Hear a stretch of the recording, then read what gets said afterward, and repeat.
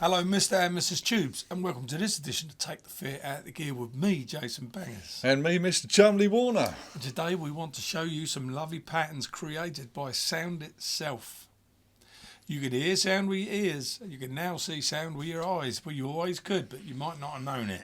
Anyway, Si, explain what we've got right in front of us here. This little exploratory setup we've got. Our experimental. Oh, yeah, yes. Yeah. What is it? I mean, I know what it is, but the folk watching might not know. You might not know. Right, what we got here, Tubes? We've got an oscilloscope, and we've got the Behringer Crave, one of our favourite synths. Thumbs up. And what we're doing here, I'm just going to look at the Crave for a second. We've got two outputs on here. We've got one from an LFO, which is called a low frequency oscillator. I did not know that. So it's a real low, almost you can't hear it. I did know that. And then we've got this one here, which is the main output of the Crave, which is the oscillator. There you go. Here's a low frequency oscillator for you. Now that would be good on the oscilloscope. You could take that to the bank. If only I could find somewhere to plug you in. Yeah, baby. Yeah, stick it up my ass. Sorry, man, I interrupted you rudely there. We might need an adapter. I think so, yeah, to a Cartman. Yeah. So then, you got two outputs, they're going out, yeah? Yeah, two outputs, and they're going into X and Y on the oscilloscope. And can I ask the fittings you use in there? So we've got, what we got here, we've got some little mini jacks here. So are we going big jack into mini jack there? Is that an adapter? Yeah, this is going from a 3.5 millimeter into a phono. Oh, and then we've got a phono here into a BNC socket. You could have jack to small jack or phono to phono jack. There's so many different adapters. But so you've got two outputs going into this then? Yeah, so the LFO, I think we said, I can't remember, the LFO is doing the up and down here, you can see on the oscilloscope. Right, yeah. And the other one's doing the, can you see it? Horizontal, vertical, X, Y. So if I hold this down, Tubes, you'll see a real nice pattern. We've got watch a TV screen, look at that. Then we can, there we go, speed it up, slow it down. Now that adjustment you're making here is on the filter? I'm adjusting it on the LFO. Now what's really interesting is you can't really hear this. Do it again, Si. Real slow. Now you can see a major difference on screen, but to the human ear that's almost impossible to tell, isn't it? Yeah. But it shows you how fine tuning these things are. What exactly. And you can say you can adjust we can take the octave of the oscillator down. Brown noise time. That'll change it. Oh, yes, that's quite a nice pattern, isn't it? Oh, wow, look at that. It's almost like a... Have a little play around with that. Let's have a... Wow. I'm liking that. Should be able to see that nicely on camera too, hopefully. And you can see if we put the oscillator up, you'll see the pattern change. That was awesome, isn't it?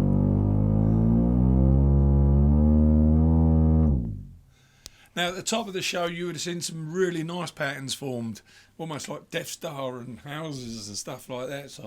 Yeah, that's a guy called Jerobeam Fendersons, and it's really complicated. You've got to get loads of different oscillators, different sounds to make those.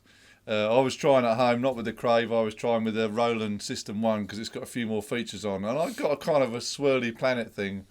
But trust me, it's really hard to do. Good grief, honest to God, I don't know. These people have got way too much time on their hands to be able to actually produce that perfectly symmetrical Death Star looking thing. I mean, the circle's hard enough, but then to make it look with all the little intricate bits. And he's done people like walking along, and if you check him out on YouTube, it's amazing. But it's great to be producing pictures with sound. Yeah. Because it's all interrelated. And if you stick the output up your arse and fart, you get Eric Cartman. Oh, No, you don't. Terence and Philip come up. 42. 42, that's the answer. If you don't know what that means, look it up, Tubes. Safe one. Yes. So anyway, listen, what we're doing is we're bringing you something you can hear to your eye socket. Loads of people have done it before, but we wanted to show you, more specifically, we wanted to show you with a £10 oscilloscope, which is purchased from, we can give it a plug. Yeah, we purchased it from the Kent Radio Rally. Yeah.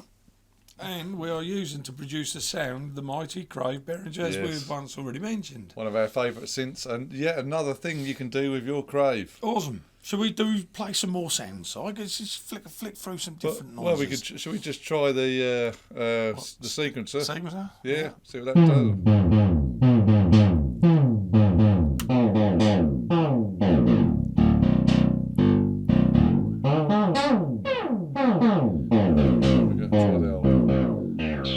Trying to look at the good folk on YouTube, but I've got to look at the screen. That's awesome. And a little bit of a... All the cats and dogs are running down the street now.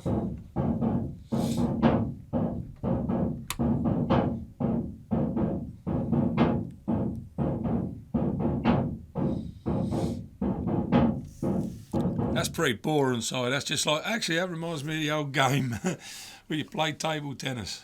Just proves you can play Pong with a Crave. Exactly. And I'm guessing if I was to reach over and grab that there, no, not that one, this one, I can make it go, woo, hang on, which one is it now? No, it's hard when doing it backwards on camera. Yeah, maybe the one, it could be, there we go, it could be that one, is it? There you go. Woo! And that's it, there you go. See, you can see how they made these games now, can't you? Well, no, you can't. We're not showing you how it's made or how they did it, but that would have been all on that vertical and horizontal, and you can literally make a circle using X and Y. It's as simple as that. Playing tennis on an oscilloscope. Who would have thought it? Who would have thunk it? Who would have thunk it? I'll tell you what, tubes and groovers, there's many things you can do with sound. As Simon mentioned earlier, there is this liquid stuff you can get, and they form all different ripples and things using supersonic sub basses and whatnots. You can even use sand. You know, you can put a speaker on a flat piece of metal and put sand on it. And fire as well. Fire, yeah, no, that's cool. There's a guy doing it with fire, but we don't want to promote other people's channels too much because we need the subs ourselves. So we hope you've enjoyed this. I mean, we could show you this all day long, but it's all going to be much around the same. So we was just showing you how you can see what you can hear. And if you've got any kind of synthesizer and an oscilloscope, give it a go. Let us know what patterns you can make in the comments. We hope you've enjoyed this edition of Take the Fear Out of the Gear, which is showing you some silly stuff. Got any silly things you want us to show you, then just hit subscribe, hit the bell, make a little comment in the bottom. From him, Chumley Warner, it's goodbye. And from him, Mr. Jason Bangers, it's goodbye. See you guys. See you soon. See ya.